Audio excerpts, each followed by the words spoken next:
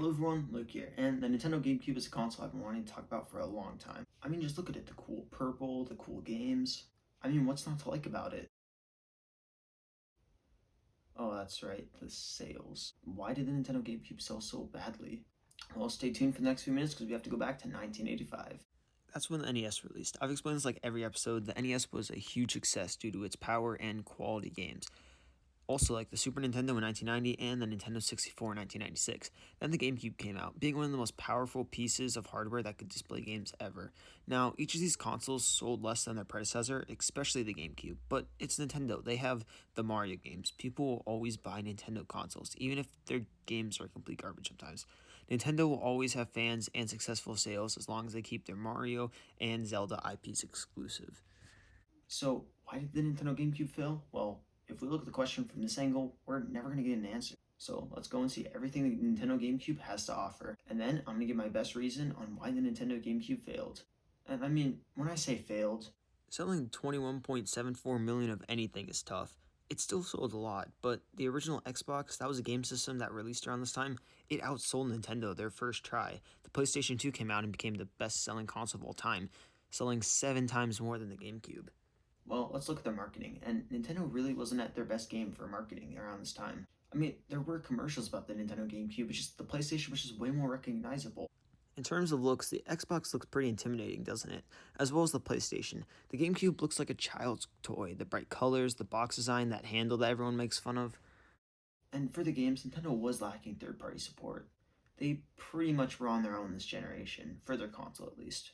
I mean, the Game Boy Advance was on the top of the world for their handheld game, and they had loads of third-party support. Supporting GameCube just didn't really make sense for third-party companies. Maybe I'm being a bit too hard. Let's go through some of the games and see if they still hold up today. The GameCube came out on November 18, 2001 in North America with Luigi's Mansion. Now, I don't have this game, so I haven't played it, but from what I've seen from other people and reviews, it's a good, short, and sweet game, starring Mario's brother Luigi.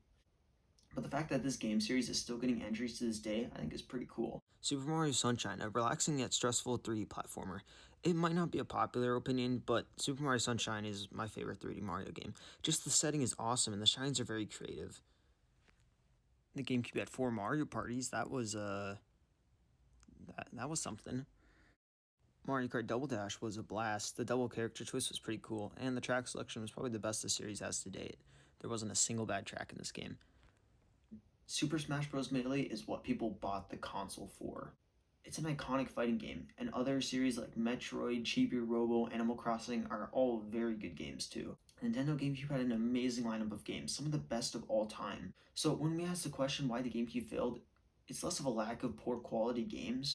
The GameCube just wasn't anything too special. It kind of just felt like just another gaming console. In a world where the PS2 and Xbox exist, I think it's pretty clear why the GameCube just didn't sell that much. People just didn't really care for Nintendo at this time.